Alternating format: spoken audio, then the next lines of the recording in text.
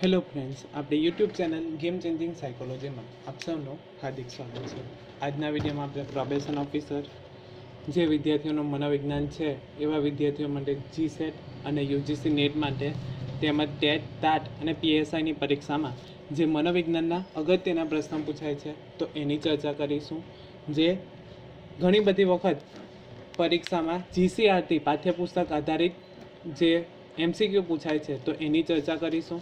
અને પ્રોબેશન ઓફિસરનો જે નવો સિલેબસ જાહેર કરવામાં આવ્યો છે એ અંતર્ગત પણ આ ટૉપિક છે તો એની ચર્ચા કરીશું. આ વિડીયો નંબર 11 છે, એટલે જો તમે અગાઉના 10 વિડીયો ન જોયા હોય તો પ્લેલિસ્ટમાંથી તમે એ વિડીયો જોઈ શકો છો, જે તમને પરીક્ષામાં અગત્યના સાબિત થઈ શકે છે પ્રશ્નો.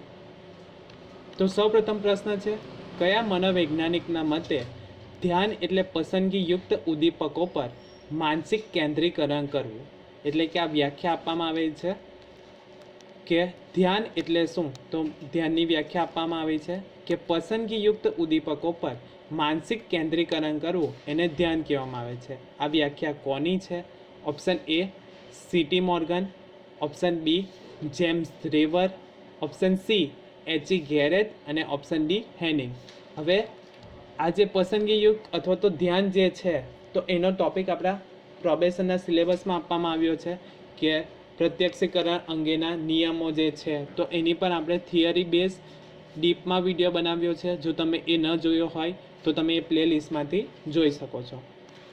તો સાચો જવાબ આવે છે જેમ્સ રેવરના મતે ધ્યાન એટલે પસંદગીયુક્ત ઉદ્દીપકો પર માનસિક કેન્દ્રીકરણ કરવું એને ધ્યાન કહેવામાં આવે છે. હવે એ પણ જાણવું જરૂર છે કે સંવેદન એટલે શું? તો સંવેદન એટલે જ્ઞાનેન્દ્રિયો દ્વારા થતો ઉદ્દીપકોનો અનુભવ એને સંવેદન કહેવામાં આવે છે. કે જે સંવેદન જે છે તો સંવેદન એટલે શું? તો જ્ઞાનેન્દ્રિય. હવે જ્ઞાનેન્દ્રિય કેટલી છે આપણી? તો 5 જ્ઞાનેન્દ્રિય છે: આંખ, કાન, નાક, જીભ અને ત્વચા દ્વારા જે ઉદ્દીપકોનો અનુભવ થાય છે તો એને સંવેદન કહેવામાં આવે છે.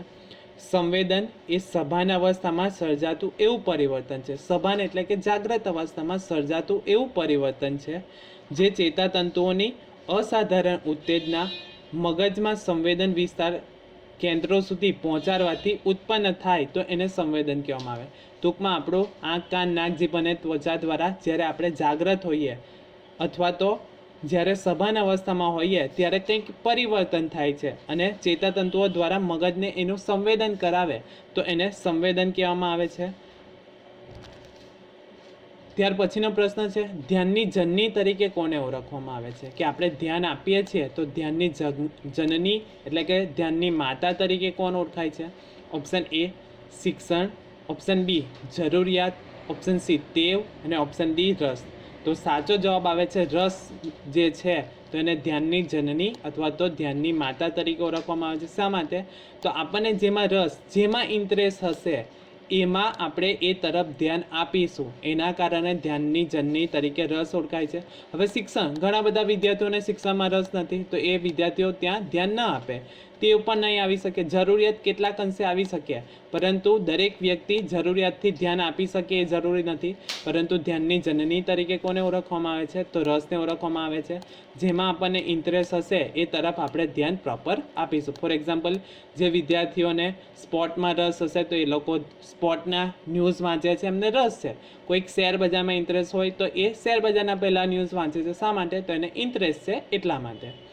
ત્યાર પછીનો પ્રશ્ન છે, સંવેદન એટલે શું? ઓપ્શન એ જાગૃતતા, ઓપ્શન બી ચેતનાત્મક અનુભવ, ઓપ્શન સી જ્ઞાનાત્મક અનુભવ અને ઓપ્શન ડી પ્રત્યક્ષીકરણ.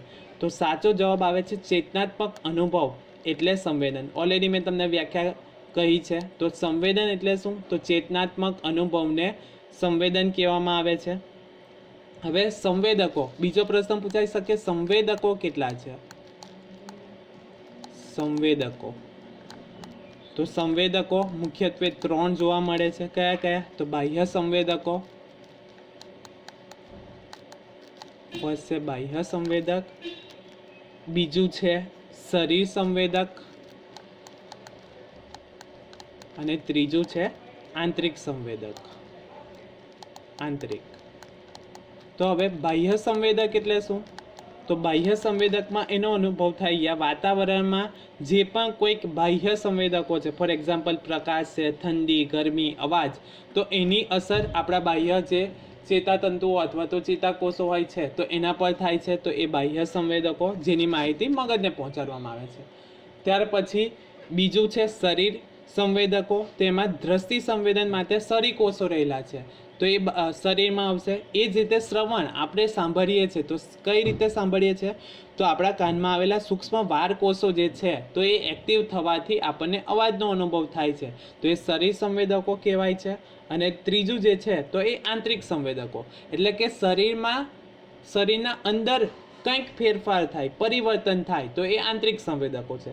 ફોર એક્ઝામ્પલ, હોજરી ખાલી થવાથી આપણને ભૂખની અનુભૂતિ થાય છે, ગળામાં સોસ પડે છે તો આપણને તરસની અનુભૂતિ થાય છે, તો એ આંતરિક શરીરમાં, એટલે કે શરીરમાં આંતરિક ફેરફાર થવાથી આપણને જેની અનુભૂતિ યા માહિતી મળે છે તો એ શરીર આંતરિક સંવેદકો છે. તો યાદ રાખવાનું છે સંવેદકોના 3 પ્રકાર: બાહ્ય, શરીર અને આંતરિક. ત્યાર પછીનો પ્રશ્ન છે, કયા મનોવૈજ્ઞાનિકે ગંધના 6 પ્રકાર આપ્યા છે? Option A J B. Watson, option B Freud, option C Elizabeth Hurlock અને ઓપ્શન ડી હેનિંગ. તો સાચો જવાબ આવે છે ઓપ્શન ડી હેનિંગે ગંધના 6 પ્રકારો આપ્યા છે. તો કઈ 6 ગંધ છે તો એ જાણવી પણ જરૂરી છે.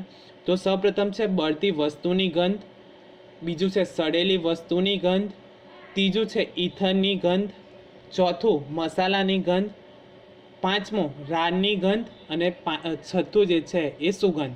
તો આ 6 ગંધ યાદ રાખવાની છે. કઈ? બળતી વસ્તુની ગંધ, સડેલી વસ્તુની ગંધ, ઈથરની ગંધ, મસાલાની ગંધ, રાડની ગંધ અને સુગંધ. તો એ રીતે પણ પ્રશ્ન પૂછાઈ શકે છે કે હેનિંગ દ્વારા 6 ગંધના પ્રકારો આપવામાં આવ્યા છે, તો નીચેનામાંથી કઈ ગંધનો પ્રકાર નથી? તો આ 6 ગંધ આપણને ખ્યાલ હોવી જોઈએ: બળતી વસ્તુની ગંધ, સડેલી વસ્તુની ગંધ, ઈથરની ગંધ, મસાલાની ગંધ, રાડની ગંધ અને સુગંધ. ત્યાર પછીનો પ્રશ્ન છે પૂરકતાનો નિયમ શેની સાથે સંકળાયેલો છે? ખૂબ જ અગત્યનો પ્રશ્ન છે, પ્રત્યક્ષીકરણ આપણા સિલેબસમાં છે, તો એ અંતર્ગતનો પ્રશ્ન છે. પૂરકતાનો નિયમ શેની સાથે સંકળાયેલો છે? ઓપ્શન એ ધ્યાનની એકાગ્રતા, ઓપ્શન બી સંવેદન, ઓપ્શન સી પ્રત્યક્ષીકૃત સાતત્ય અને ઓપ્શન ડી પ્રત્યક્ષીકરણમાં સંગઠન. તો સાચો જવાબ આવે છે ઓપ્શન સી પ્રત્યક્ષીકૃત સાતત્ય. હવે પૂરકતાનો નિયમ એટલે શું? ઓલરેડી આપણે થિયરી બેઝ ચર્ચા કરી છે કે અધૂરી આકૃતિને આપણે પૂર્ણ રીતે જોવા મગજ ટેવાયેલું હોય તો એને પૂરકતાનો નિયમ કહેવામાં આવે છે. ફોર એક્ઝામ્પલ 3 લીટી છે, હવે આપણું મગજ શું જોશે? તો ત્રિકોણ જોશે, એટલે કે જે અધૂરો ભાગ છે એને પૂર્ણ રીતે જોવામાં આવે તો એને પૂરકતાનો નિયમ કહેવામાં આવે છે. ખૂબ જ અગત્યનો ટોપિક છે. ઘણી બધી વખત જીસેટમાં અને યુજીસી નેટમાં પણ પ્રશ્ન પૂછાયા છે, એટલે મનોવિજ્ઞાનના વિદ્યાર્થીઓ માટે પણ ઇમ્પોર્ટન્ટ છે. તેમજ પ્રોબેશનની જે એક્ઝામ છે તો એમાં પણ સિલેબસ આપવામાં આવ્યો છે, તો એમાં પણ આ અગત્યનો ટોપિક છે. પૂરકતાનો નિયમ શેની સાથે સંકળાયેલો છે? તો પ્રત્યક્ષીકૃત સાતત્ય સાથે સંકળાયેલો છે. ત્યાર પછીનો પ્રશ્ન છે બાહ્ય જગતનું નિરીક્ષણ કેટલા ભાગોમાં કરવામાં આવે છે? એટલે કે બાહ્ય જગતનું જે નિરીક્ષણ છે તો એ કેટલા ભાગોમાં કરવામાં આવે છે? Option A 3, option B 2, option C 4 અને ઓપ્શન ડી માત્ર આંખ દ્વારા પ્રત્યક્ષીકરણ. તો સાચો જવાબ આવે છે ઓપ્શન એ બાહ્ય જગતનું નિરીક્ષણ 3 રીતે કરવામાં આવે છે.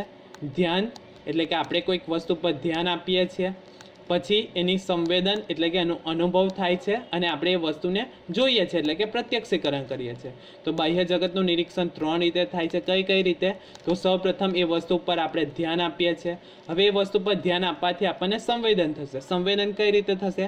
તો 5 જ્ઞાનેન્દ્રિય આંખ, કાન, નાક, જીભ અને ત્વચા દ્વારા એનું સંવેદન થશે અને પ્રત્યક્ષીકરણ, એટલે કે આપણે એ વસ્તુને જોઈશું તો એ પ્રત્યક્ષીકરણ છે. ત્યાર પછીનો ખૂબ જ અગત્યનો પ્રશ્ન છે પ્રત્યક્ષીકરણમાં સંગઠનના નિયમો આપનાર મનોવૈજ્ઞાનિકો કયા છે? ઓપ્શન એ હેનિંગ, વોટસન અને Wertheimer, option B Freud, James Watt અને Kohler, option C Wertheimer, Kohler અને કોફકા, અને ઓપ્શન ડી કોફકા, વુન્ડ અને કોહલર. તો સાચો જવાબ આવે છે ઓપ્શન સી વર્ધીમર, કોહલા અને કોફકા જે છે એ પ્રત્યક્ષીકરણમાં સંગઠનના નિયમો આપનાર મનોવૈજ્ઞાનિકો છે. તો આ યાદ રાખવાનું છે, ખૂબ જ અગત્યનો પ્રશ્ન છે. હવે તમારા માટે પ્રશ્ન છે વર્ધીમર, કોહલા અને કોફકાની ત્રિપુટી દ્વારા કયો વાદ આપવામાં આવ્યો હતો? જો તમે એ જાણતા હોય તો કમેન્ટ બોક્સમાં કમેન્ટ કરી શકો છો. અને જો તમે પ્રત્યક્ષીકરણનો થિયરી બેઝ વિડીયો પણ જોયો હશે તો ત્યાં પણ મેં તમને ચર્ચા કરી છે. એટલે જો તમે એ જાણતા હોય, તમને ખબર હોય તો કમેન્ટ બોક્સમાં કમેન્ટ કરી શકો છો, જેથી બીજા વિદ્યાર્થીઓને પણ પ્રોત્સાહન મળી શકે. ત્યાર પછીનો પ્રશ્ન છે, સામાન્ય રીતે મનુષ્ય કેટલા CPS સુધીની કંપન સંખ્યાવાળો અવાજ સાંભળી શકે છે? ઓપ્શન A 20 થી 20,000, ઓપ્શન B 70 થી 70,000, ઓપ્શન C 22 થી 22,000 અને ઓપ્શન D 50 થી 50,000. હવે જવાબ જાણતા પહેલાં એ જાણવું જરૂર છે CPSનું ફૂલ ફોર્મ શું છે. અહીંથી પણ પ્રશ્ન પૂછાઈ શકે. CPSનું ફૂલ ફોર્મ, તો CPSનું ફૂલ ફોર્મ સાયકલ પર સેકન્ડ થાય છે. તો સામાન્ય રીતે મનુષ્ય કેટલા CPS સુધીના કંપન સંખ્યાવાળો અવાજ સાંભળી શકે છે? તો 20 થી 20,000 હર્ટ્ઝ સુધીનો અવાજ જે છે એ મનુષ્ય સાંભળી શકે છે. હવે કાનની રચના એ પણ આપણે થિયરી બેઝ જે વિડીયો હતો એમાં જોયું હતું. તો કાનના મુખ્યત્વે 3 ભાગ પડે છે. જો એ તમે વિડીયો ન જોયો હોય તો જોઈ લેવા વિનંતી. કયા કયા ભાગ છે? તો બાહ્ય કર્ણ ભાગ, બીજો મધ્ય કર્ણ ભાગ અને ત્રીજો છે અંતર અથવા તો અંતરકર્ણ ભાગ જે છે. તો આ 3 ભાગ પડે છે. તો આ પણ તમારે જાણવું જરૂરી છે. ત્યાર પછીનો પ્રશ્ન છે, ત્વચા દ્વારા કેટલા પ્રકારના સંવેદનોનો અનુભવ થાય છે? Option A 3, option B 9, option C 2 અને ઓપ્શન D 4. તો સાચો જવાબ આવે છે ત્વચા દ્વારા 9 જેટલા પ્રકારના સંવેદનોનો અનુભવ થાય છે. તો આ પણ યાદ રાખવાનું છે. ત્યાર પછીનો પ્રશ્ન છે, દ્વિનેત્રીય વિષમતા એટલે શું? ઓપ્શન A એક નેત્રીય, એક આંખે બેવડું દેખાવું, તેને દ્વિનેત્રીય વિષમતા કહેવામાં આવે છે. ઓપ્શન B 2 આંખે ત્રાંસું દેખાય. ઓપ્શન C બંને આંખોના નેત્રપટ પર જુદી જુદી પ્રતિમા પડવી તે. અને ઓપ્શન D બંને આંખોથી ન દેખાવું. તો સાચો જવાબ આવે છે દ્વિનેત્રીય વિષમતા એટલે શું? તો બંને આંખોના નેત્રપટ પર જુદી જુદી પ્રતિમા પડવી તો એને દ્વિનેત્રીય વિષમતા કહેવામાં આવે છે. આપણી આંખની રચના એવી છે કે 2 આંખ વચ્ચે અંતર હોવાના કારણે આપણને દ્વિનેત્રીય વિષમતા જોવા મળે છે, જે થિયરી બેઝમાં આપણે ડીપમાં ચર્ચા કરી છે. એટલે એ વિડીયો તમે જોઈ લેવા વિનંતી. તો દ્વિનેત્રીય વિષમતા એટલે બંને આંખોમાં નેત્રપટ પર જુદી જુદી પ્રતિમા પડવી તો એને દ્વિનેત્રીય વિષમતા કહેવામાં આવે છે. આશા રાખું છું કે તમને આ વિડીયોમાં સમજ પડી ગઈ હશે. અને જો તમને આ વિડીયો પસંદ પડ્યો હોય તો વધુમાં વધુ લાઇક કરો, શેર કરો અને અમારી ચેનલને સબસ્ક્રાઈબ કરો. Thank you.